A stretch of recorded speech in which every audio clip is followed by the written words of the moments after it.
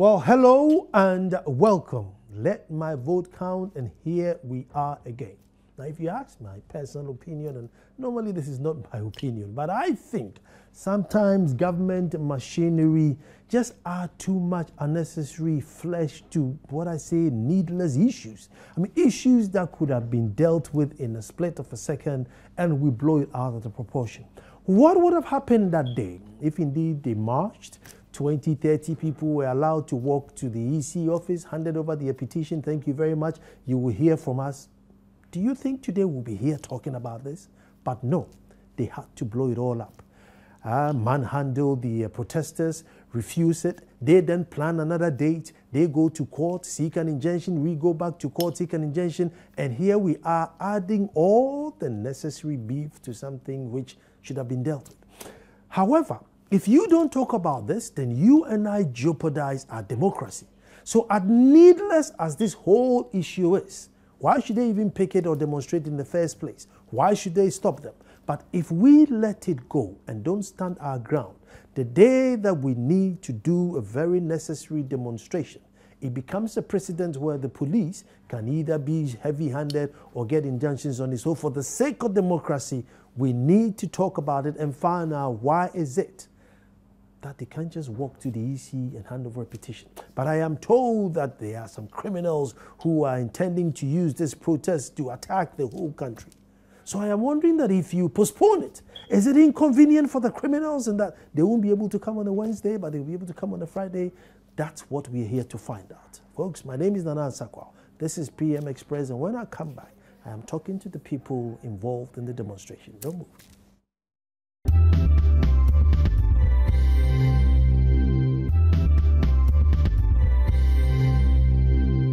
Voters register demonstration showdown, and indeed we just need to find out why all this is happening. And if you missed my intro, I was just wondering, I think we've just allowed this story to generate into something which is very, very needless. However, if we say it's needless and don't talk about it, then we jeopardize our own democracy. So indeed, the police and the government machinery leaves out no option but to make these headlines and talk about it. With me is my brother Ibrahim Ejay, who's a leading member of Let My Vote Count. So, Ibrahim, you're welcome. Thank you so much, Nana. There was supposed to be a second demonstration to hand over the petition. Yeah. For viewers who haven't followed the story, what happened? Because as far as we were concerned, it was going to happen. So how come it's not happening? Okay. Well, firstly, a very good evening to our viewers. And I thank you for the opportunity.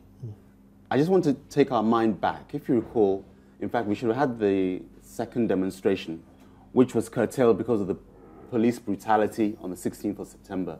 And then the police informed us that there were a group of disabled people who were actually going to hold an event, so we couldn't actually have a second demonstration last week. And so we respectfully acknowledged that and then decided for today. On our blind side, the police went and took an ex parte judgment. Now, ex parte means whereby you go to a judge with your claim, but not informing the other party. I'm sure our legal lawyer here will explain in more fuller details. But ex parte is something that you do, if you like, undercover.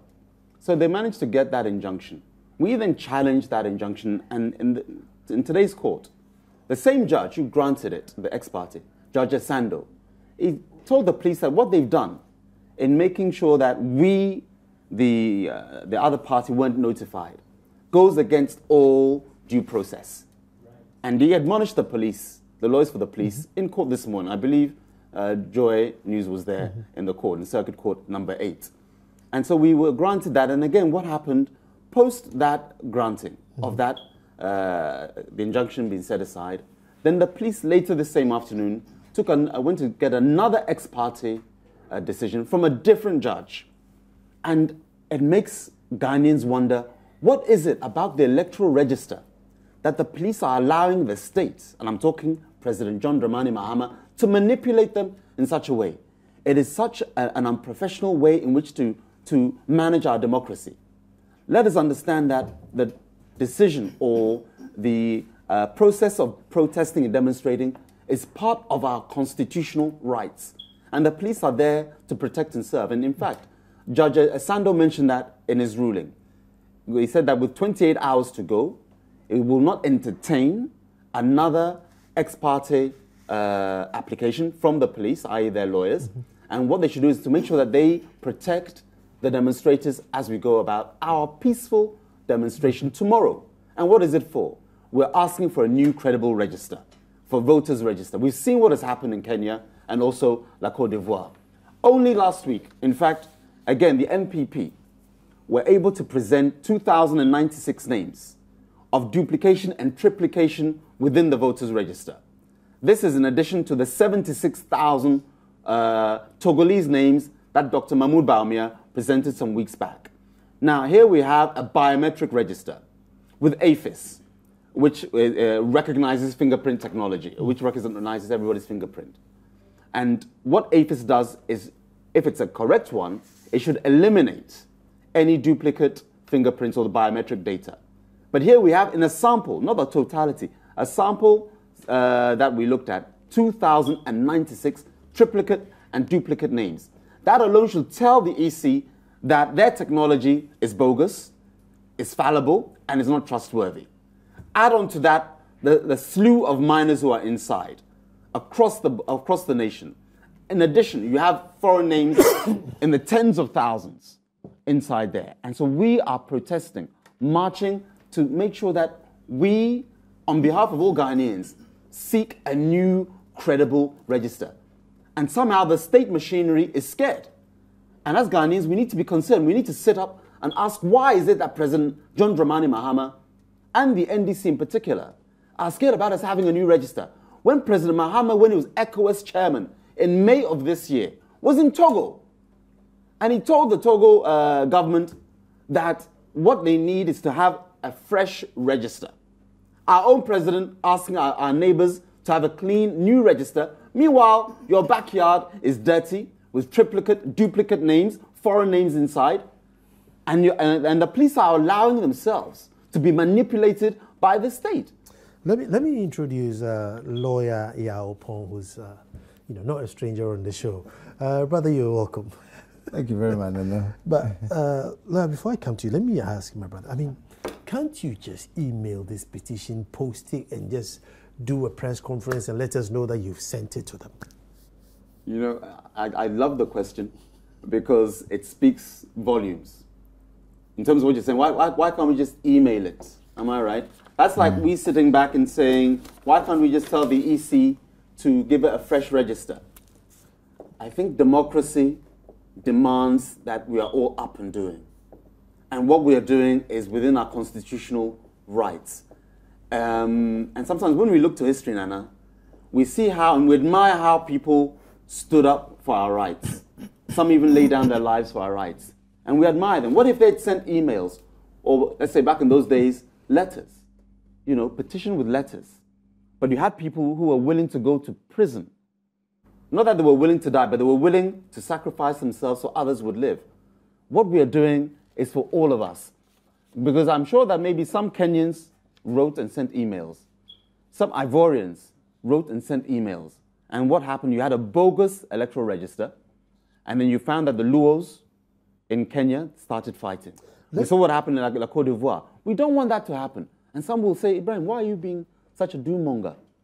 I think if we fail to clearly see what is ahead of us, whereby there will be a dispute because the foundation is bad.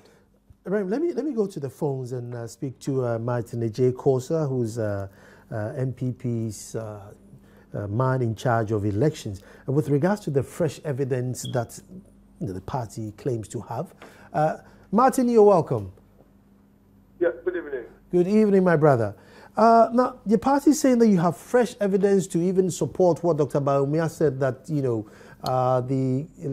this voters register is just too far from credible. Sorry, do you want to repeat your question? I was saying that the NPP is now saying you have fresh evidence to add to what Dr. Baumia told us earlier, that the register is far from credible. Absolutely, yes. That is what we did. a week tomorrow, and we took some new evidence by way of addition to the earlier one already submitted. And this one, as we have already said, looked more within. It was a little bit of a shift away from the border or influx of foreign nationals into our country and getting involved in our register. This time around, we look more within. If you pick the register, you would find that if you are dealing with the name Martin Costa, you see that Martin Costa ran through the register a couple of times with pictures and also the voter ID card number. Whereas each individual registration or voter is supposed to have one ID number, you may realize that in a case that is being shared by more than one voter, you would find individual or specific registrations running across a number of polling stations. What it means is that it's either within 2-3 times within one constituency or across 3 constituencies. Martin, let me put you on the spot. I mean, would there by any chance these names come out and there are more Ewe names than Akan names, then the whole, euphoria starts again?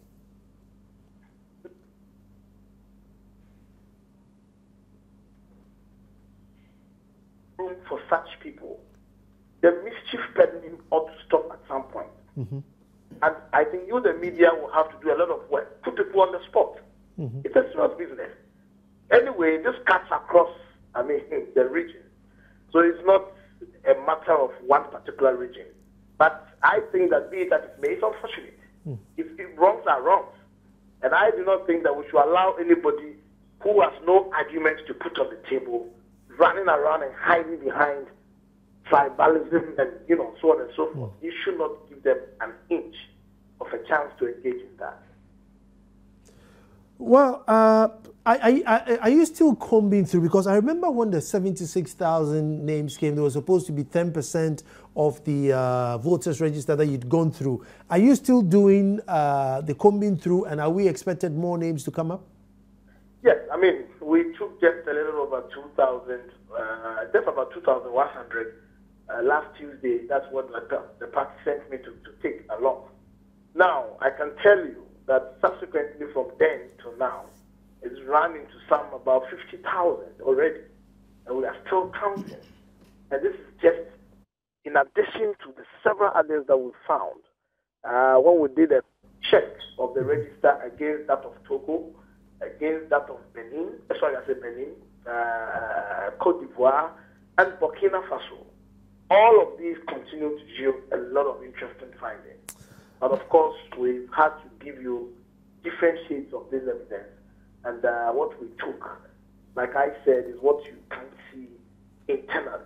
And so, yes, it's widespread. If you take a critical look at what we are saying, you just will come to a conclusion that this register is irredeemable. You just can't do anything with it. Martin, thank you very much for that. Let me come to studio and go to my lawyer brother. Is there not a margin of error that any register should work with? Look, for every register, maybe 8% or 5% is a margin of error. Therefore, within this percentage, it's okay because you can't have it squeaky clean. Is there something like that anywhere in the books anywhere? I don't know. Good evening. I think that the question is what I may call a leading question, because it's a question that otherwise is a rhetorical question. We know that in terms of normal research, we know that there are some in the estimation of the researchers, some margin of error that one may expect.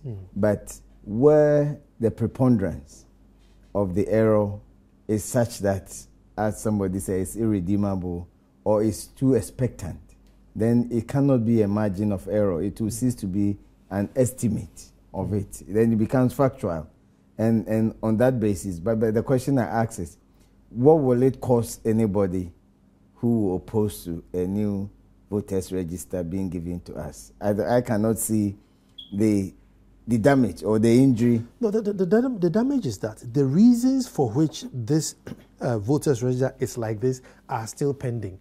And therefore, if I scrap it and I bring a new one, it may even increase rather but than decrease. it's like saying that because you don't feed or pay your watchman well, and armed robbers come in, then the watchman should not be reported to the police because you have caused him to allow people to come and steal from you. We should always just endeavor. We should ensure. Elsewhere, voters register and elections are not issues at all. I mean, nobody even questions largely why somebody got 10 marks, 10 votes or 15 votes. But in this country, there should be a time that we don't even need polling stage agents because the biometric registration is such that in fact nobody even thinks of trying to register minors and so on. But in this country, we talk about registration when election is pending or we are expecting to go into election. When each day that somebody turns 18, he qualifies to register. Registration is separate from election or voting. So we should just put that in our minds and there should be avenues for people that once he turns 18, then he should be able to register. And we should also make it possible for people whose relatives who were over 18 or 18 at the other, and who have yet, as Nananu will say, joined the majority, in other words, who are dead, to also inform the EC to automatically strike off their names so that we don't wait till, and in this country, sometimes 3 days before elections, before registers are given. How can even the parties be able to cross-check and ensure that, and not that there is a presumption of illegality, but the fact is that the EC themselves need people, not only political parties, but people to even approach them to say that my grandfather died 2 years ago, just after the last election. So remove his name from it, or remove their names from it. They need our help. But if we can only get access to the voters register just 3 days or 4 days before the election, how is it possible that we, even as citizens, can exercise our right and the duty imposed on us to help the EC? So it's not about the EC being independent. They cannot be independent of us when it comes to the register. So the point is, for me, what injury or irreparable damage will be caused anyone who is opposed to the register? And if nobody can convince me that it is going to cost him so much, if parties are able to register and expect to register so many people, why can't the state do so? And the damage that may be caused us, if we don't rather do this, will be far more than if we do it. And this is something that money can recover, but when people die, money cannot recover their death.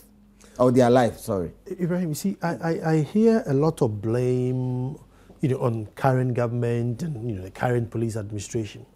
From the country Kwame Nkrumah left us to today, all of us, one way or the other, particularly the media, we haven't pushed enough for every child that is born to get onto some electrical system. I mean,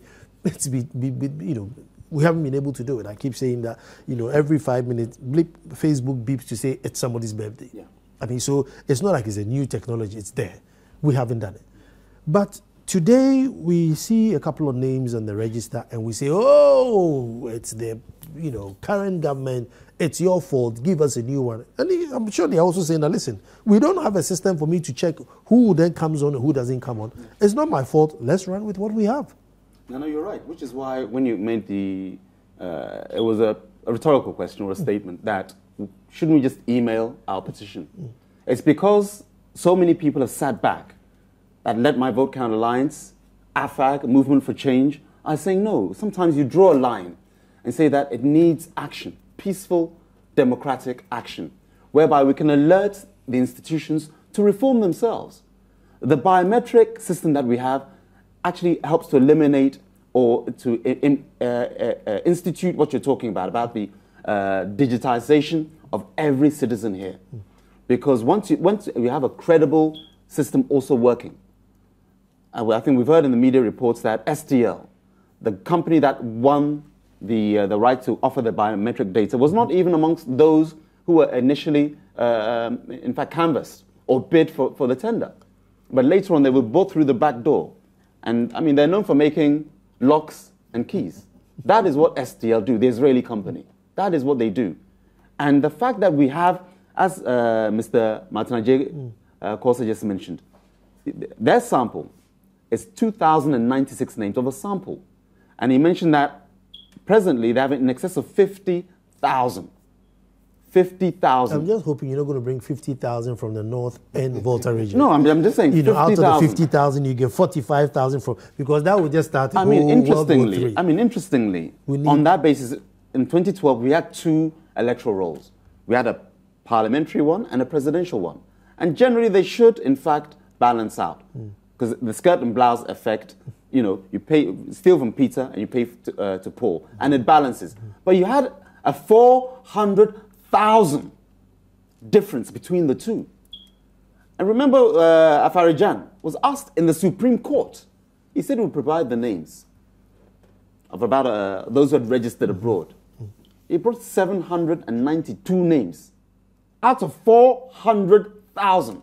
So here you've got initially 76,000 and counting, which was being identified by the Togolese, as per Dr. Mahmoud Baumir's revelations.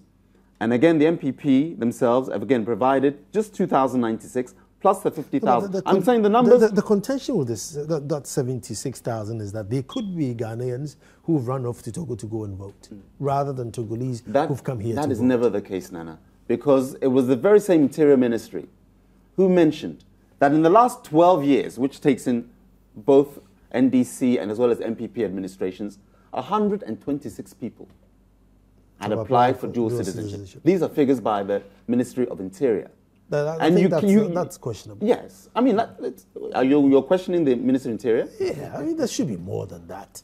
Are you sure? Why do you say so? I don't know. I mean, everybody flanking about a dual citizenship. Well, I mean, it tells you that there is a corruption within our electoral commission system on all fronts.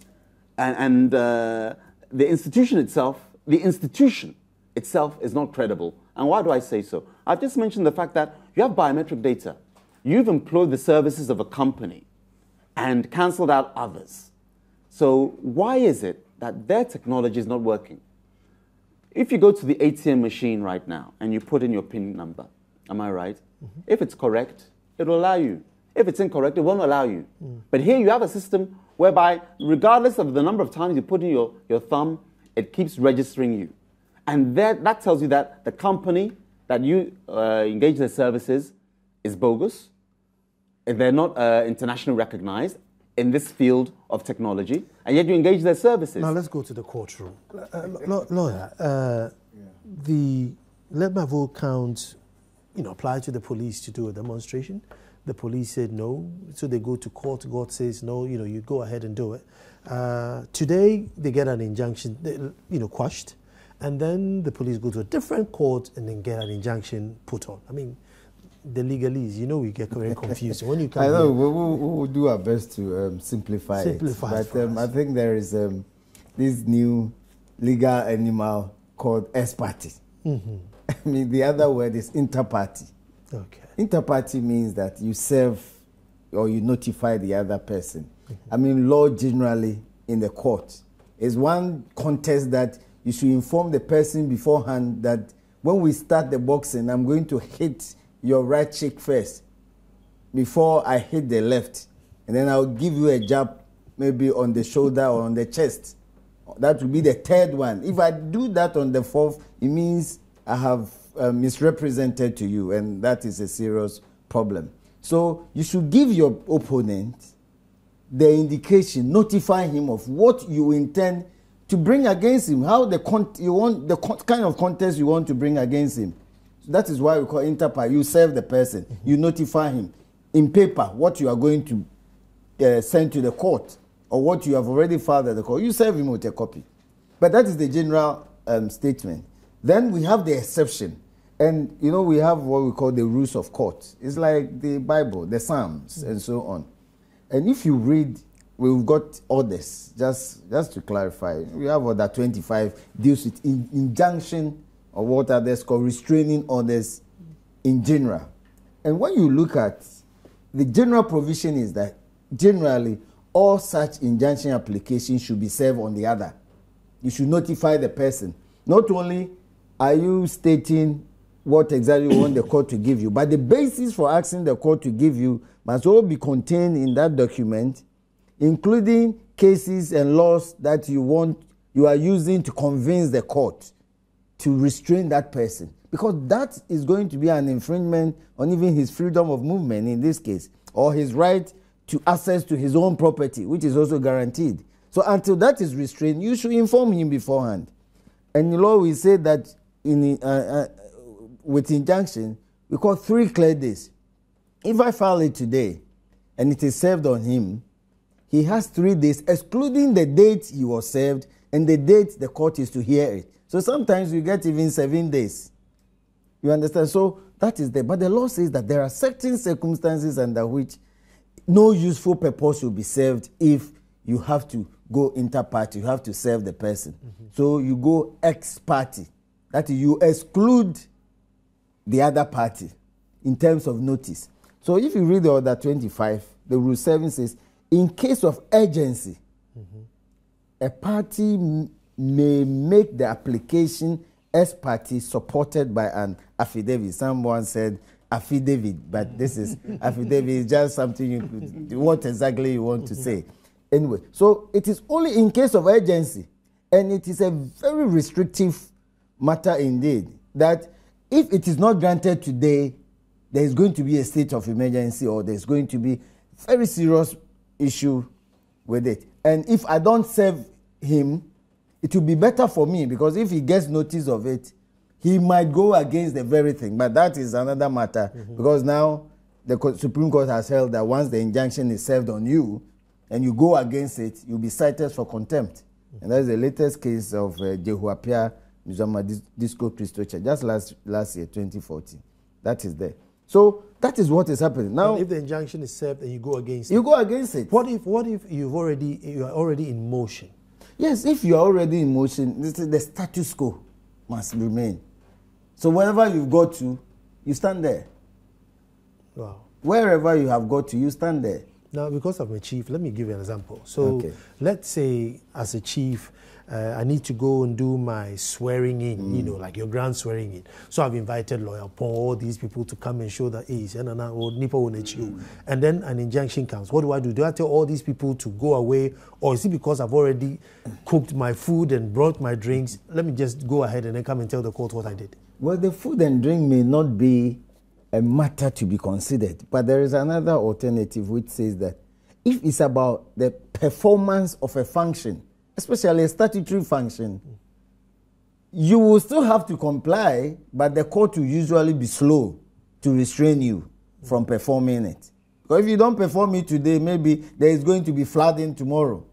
But it is not for you to determine that, well, I'll go ahead because the court will dismiss the application anyway. No, there will be a state of anarchy. So the law provides that the other person must give an undertaking that should he lose the case, then whatever injury, liability that you have incurred because he stopped you, he's going to pay for it. If money or what we call damages or compensation in terms of cash can take care of it. Okay. Now, so that is the issue of the ex-party thing. I understand that what the police got today was an application that was filed on Friday. All right? The ex-party application was filed on Friday. Now, one thing we have to get clear is that as far as I understand it, the current system, no one is able to choose or is able legally to choose the court that his case should go to. So those saying that the police went to a different court, I beg to differ a bit because of what I know, which is a legal form. If other people can use some means other than law, maybe some kind of sort of thing to get a court, that is an illegality, and I don't subscribe to it. But we know that now the Chief Justice in her wisdom has established a computerized system. Let me break it down so my viewers can understand. They went to Court A in the morning. Court A says, no, the police, you don't have a case. And then in the evening, they went to Court B. And the Court B says, yeah, well, not exactly in those terms, sorry. The Court A was where the police got the injunction the other time. Mind you, and the provision is here, said ex parte injunction shall not remain in force for more than 10 days. That is also provided for under Order 25 Rule 9. Shall not remain in force for more than 10 days. So when they went for it on the 18th, today is what? 29. 29. So the 10 days have elapsed. So there was actually no injunction. Tomorrow is 29. Yes. So from today, there was actually no injunction to bind them, because it would have ceased to be enforced by operation of law. All right? But they went there, they went there for avoidance of doubt, as sometimes we put it. And they said, well, my Lord, as far as we are concerned, and I'm sure they took the time it was given into consideration, there's no injunction in existence. So the court then agreed and said, well, then as far as there's no injunction, nothing restrains you or prohibits you from going. Now, known to them, the police had even on Friday filed another application. But the way I understand it is that when you go for an ex parte and the 10 days elapse, you don't go for another ex parte. Of course, this is my limited understanding, and I know it may be challenged, of course, in the law. You go for a repeat application. You serve the other side with what you got by way of ex parte. You serve the other side. This time, it doesn't matter the agency or whatever. You now serve the other person. And the service on him, as I said, constitutes a quasi-restraining order on that person. So when they then went, I wouldn't say to another court, because that is the court that was assigned to them by the judicial system, if I may put it that way. I think that is what was wrong. And if they had, I believe, if they had, in accordance with law, disclosed that to the judge, because I know it's a she may not have granted it. If her mind was adverted to that. Because then the proceed, it would have been an abuse. You go to that same court, or you file the same application and indicate that the ex parte had been heard by this particular court. That's why courts have numbers. Let me take a break here. So, I mean, are we saying the police were a bit smart in this move? Don't move. We're coming back.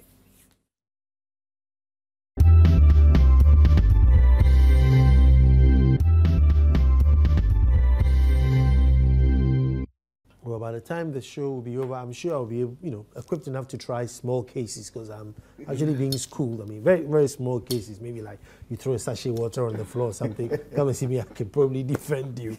But let me come back to you, Lawyer Pong, because the legalese are quite, as simple as they are, they're quite technical. This is the second injunction that they've applied for. So automatically will expire in 10 days. Are they able to go and get a third one? Well, interestingly, the injunction order that I have seen, the subsisting one, states that they can take a date in October. Tomorrow is 29th, right? So correct. October will be what, from Thursday. So the question is then, do they have to wait till the 10 days have elapsed? Or any date in October? Since the court says any date in October, they can go on first. Or will it time start running from 1st October, which means that they will now have to give the police another 5 days, as the Public Order Act demands, before they go. When a law or a provision or an order appears to be open, maybe you can use the word ambiguous, but appears to be open, then you can use the window or the door and let the judge then be the one to interpret it the way the judge understands it best. But it is wide open, whether it starts from 1st October, whether it starts from the 1st to 5th, because the law says they should give the police at least 5 clear days.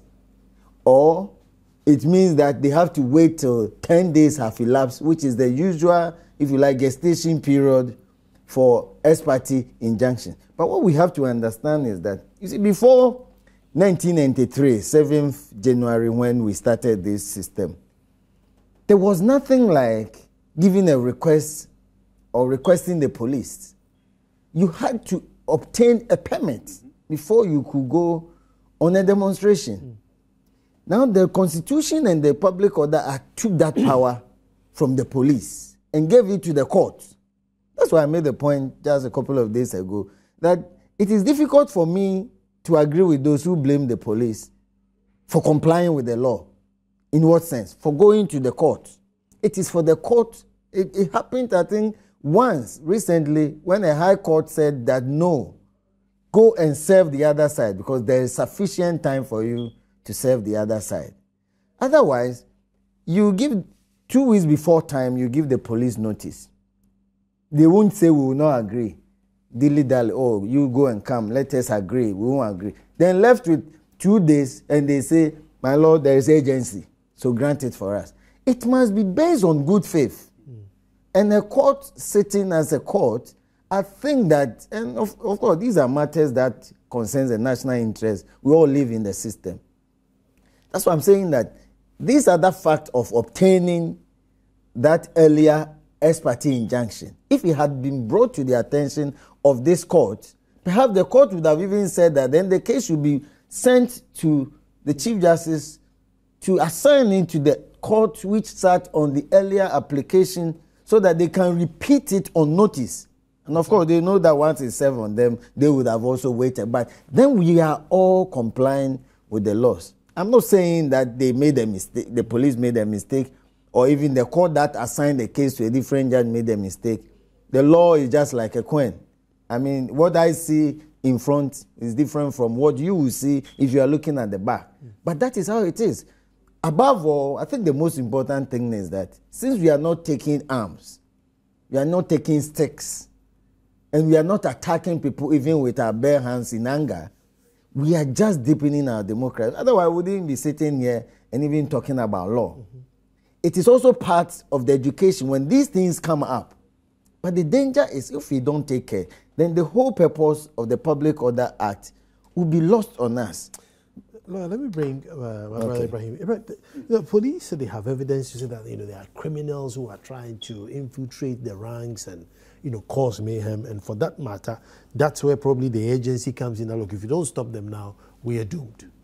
So they may have the case. Let me be factual let me be candid, please, Nana. That is bogus. And let me explain why I say so. We have in Greater Accra, remember we're talking about Greater Accra. We're not applying to Eastern Region, Western Region, or Ashanti Region. We are demonstrating in Greater Accra. And so all the regional high commands can marshal resources here. We have in excess of 10,000 policemen and women in Greater Accra. In excess. So are you telling me that these so-called hardened criminals, you need all 10,000 of them? Then you might as well resign because you're not doing your job. And we need to maybe get the police from Nigeria, Togo, Burkina Faso, and Liberia to come and do your job. Because how many hardened criminals are coming? And why do I say it is so bogus? You're saying in the sworn statement or affidavit, they said that they're doing police operations from the 25th until the 30th, which is why Judge Myers mentioned that we should pick a date in October to do our demonstration. As for the demonstration, that is not in dispute. It was Judge Esando who said that the police should not again do ex parte and go on our blind side, but we are free to do our demonstration and picket the EC. Now the environs of the EC are no longer a security status, just as Flagstaff House. Judge Esando today mentioned it in his ruling that we are allowed to go and picket the EC peacefully, and that is our intent. So we get a clean register. So now, having been told that we can now picket, you now shift the goalpost and say, okay, I choose another date. And you're quite right, Nana, by saying, or asking Lawyer Pong, is it possible that they can go for another injunction? I would say yes, because as I mentioned earlier, it seems apparently that the police, with all due respect to the police hierarchy, you are being manipulated by other institutions. Well, we can't have that. No, I say that with all respect. I think we're allowed, just as the police have intel that they're hardened criminals, if I give you intel that other institutions or offices of states are manipulating the police, I think in this day and age where Anas's video is exposing certain institutions, we should allow candid opinion to at least be put on the table. It's almost like a statement of fact, and we let's can substantiate it. Let's put it on. You know, without digressing, Nana, without digressing, we said this. My learned friend is here, so I can't without digressing, because we're talking about on Thursdays, you know, we're talking about having a clean register, but without digressing, we were having the same narrative about judges. How dare you impugn the judges? Where's your evidence? How dare you say this? The judges are incorruptible. Today, the story is quite different. So if I sit here and candidly say that the police, and they themselves know, they are being manipulated. Or appears to be. Manipulated because you have a judge, Esando said to you, you have 28 hours. He said that this morning, I won't allow you to do an ex parte, because the lawyer for the police, the IGP and the Attorney General were there. And they were about to make the submission, and Judge Esando said, I won't allow you to do another ex parte with 28 hours to go, bearing in mind that it had expired. But he admonished them that you should have notified us. I think that, I think where I am tempted to share part of your concern, challenges, that at the time the judge was saying that the police, and by extension their lawyers, because they instruct their lawyers, knew they had already filed an ex parte application on Friday. So if you were doing so in good faith, I can't say that they were not, but based on the fact, you should have even told the court that, my lord, maybe in our appreciation of the law, we thought we had the right, or we could actually file an ex parte application. So we had even filed it. Nothing stopped those parties in their lawyers to be candid to the court. That is where I'm saying that I may, in a way, agree with you, but with a caution that probably because you can't confirm, maybe it appears that. But if they do all that and the court doesn't sanction it, whether they are manipulated or not, or being manipulated, it will come to naught, because they need somebody else to remove the barrier. Yeah. So you can confirm the seeming manipulation. Because Lawyer Pong, last week, after we were brutalized on the 16th, we met with the police. And it's good when you speak the left, you speak the right. We have a good working relationship with the police hierarchy. Yeah. I need to put that on record. It's not a them and us situation. Yeah. We respect and admire the police. They do a wonderful job.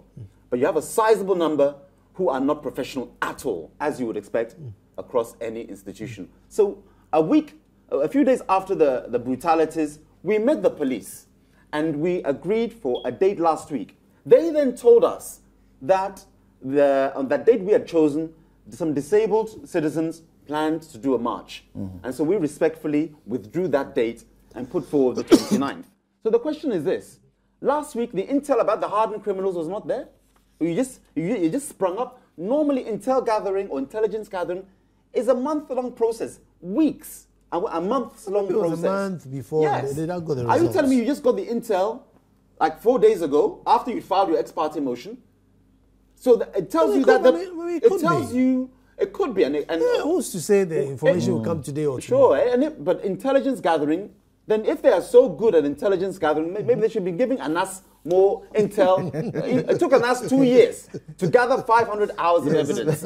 Are you with me? So what were the police doing? You see, what I'm happy you are also saying, declaring openly, that there's a good relationship between us and the police. I think there's one thing that the police now recognize, that it is no more a police force.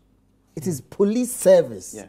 And I have had the occasion to congratulate them and even pat them on the back. This community policing they are doing. I mean, it's a good thing. I've even said that as is done elsewhere, the barrack system should gradually phase out. Your neighbor should be a policeman. You won't know because he's wearing a mufti like you, but he will go to, living here, but he will go to Kaswa and wear his uniform, and from there comes back. By that, they get information, and it leads to prevention of crime, not even combating it after it's committed. So we see that they are now getting close to the people. The colonial days where somebody said in Tree that as we try police because I have the right to slap people as a policeman. I don't even care whether or not I'm paid.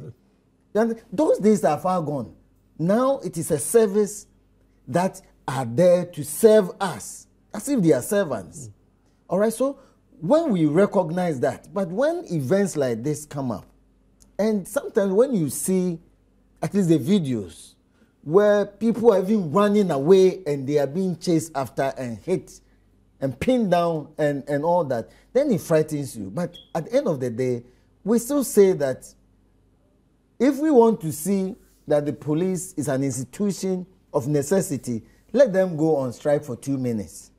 Then we will see the chaos. So whatever it is, that is what we have. We only urge that as every institution, and I make the point, if you hear that a pastor has committed adultery, which we hear oftentimes, it doesn't mean that we should stop worshiping God. Sure. The same time, if you hear that a couple or so of judges have been compromised in a way, it doesn't mean we should lose interest or our confidence in the judiciary. It's an unfair question, but let me put it to Please you. I do. mean, should they hand over this petition at all? I mean, hasn't it made whatever waves they need to do? Like I'm saying, can't you just hit an email and hotmail it to the EC and just tell us that you've done it? Well, no, I think it's not so much about giving the petition. It's so much about exercise of an inalienable right. Freedom of movement. Freedom of assembly. Without unnecessary constraints or restraint. That is more important. So, because then the next time you'll be told that, oh, the court area is a security area, so you can't go to the court. Commercial bank is a security area, you can't go there. They will tell you that Tema Station is a security area. So, it will gradually serve as a bar or an infringement on our rights in a manner like this. The police indeed have the right, that even the Public Order Act, to even barricade areas. But I'm saying that they have been trained and been given special expertise so that the way you can attempt to take a gun from me will be different from the way a policeman can take a gun from you. The way you prevent maybe 2 people from killing themselves will be different. And theirs is to ensure a more peaceful resolution. Should we not take our fight to the registry for birth and death first? Once they get their job done, we then move to step 2. Because the EC has no right to get somebody registered, you know, and then put on the system. They only... Yeah. To answer your question about making sure we have a credible way of registering citizens. What we found, what Dr. Mahmoud Baumia found, was that the EC themselves, they have the key in, or the code in making sure that the software for the Electoral Commission's electoral roll, they manage it. But here you have a situation where pictures are being scanned inside, whereby you have a corrupt Electoral Commission. Because how is it that pictures not taken in a live environment, but with staples clearly seen, that can only be taken from a scan. So you could have had... That's come about because as a people, like I'm saying, we don't have a system where it believes, Nana Sakwa just turned 18 today. Yeah. Or maybe the EC even just post your you don't even apply for it. Automatically, you know, there should be an address that they send your thing to, unless you have changed it. The point I'm making is... But why don't we take our fight there? We have to work on so many different engines, so many different platforms. You know, to make sure... We seem to be working at the last end. Yes, but the point, because you see, once your mother goes through labor, the system is even taken gradually towards the moment you giving birth to your child, the child is registered. But when a Ghanaian is looking for a birth certificate, then it means an uncle in London or Azerbaijan wants him to start getting a passport. That is it's problematic. Shouldn't we take our fight there? I think we should start. But here is the case that birth and death, you go there, you say, I want to be called Nana and Sako. They say, Nana is a title. We won't register you. But if you say, I call Prince, you say, oh. Yeah, you say Prince. Oh, it's fine. Or Princess. But if you say, oh, him, man, they would say no. So people are even running away from this birth and death thing. But then there should be a system where wherever you are born, automatically your name is registered. Once the doctor issues a death certificate, automatically your name is removed from all the system. And again, we should be able to hold just one card. Your driver's license, if in your car license number. So if we took our fight there, probably the NDC and the ruling government won't panic too much. I think that would be the long term. But you see the panic, long-term proposal. I mean, we have a national identification system, and the cards haven't been issued since 2007 thereabouts. Even those it hasn't been issued. I understand that they are worthless. But the import of your question is this, Nana. You're saying, what at all about this? Why is it that the state agencies, and I'm talking about the government, won't allow for us to petition? Why all these obstacles in our way? President Obama said something at the United Nations today. He said that any government or regime that suppresses peaceful dissent isn't showing weakness, isn't showing strength, it's showing weakness. When you as a regime begin to fear the people, and President Obama's words, I'm quoting verbatim, he said a government that fears the people, or a regime, he said, that fears the people will eventually crumble. Why is it that all these obstacles, first you say we can't petition the EC. Judge Sando said today you can, it's within your right. Then you shift the goalposts and say they're hardened criminals. Last week, when you said that we couldn't go because disabled people were also marching, you didn't have intel then that hardened criminals were coming. You keep shifting the goalposts. Why is it that the police, through the government, are in fact suppressing peaceful protests? We want a new register so that Ghanaians can go to the polls in December 2016, inshallah, and make sure that we vote according to our will and not to be suppressed like this. We need a new voters register now. That's what time will allow us, but somehow I have a feeling this conversation will come back on the table. I want to say thank you very much to Lawyer Paul, thank you very much to Barima Osei, and thank you very much at home watching, and say thank you to Tantiz who sews my shirts, and you can reach Tantiz on 024-362001. And I want to say thank you to Solo from Ghana, Guinness Ghana Limited. I know you're watching and WhatsApping me all along, says interesting conversation. So thank you very much. To all of you who tune in, tomorrow we'll be back to do this all over again. And thank you very much, Azalu, who's going to eat me up in my ear, says, time. Azalu's a good chap.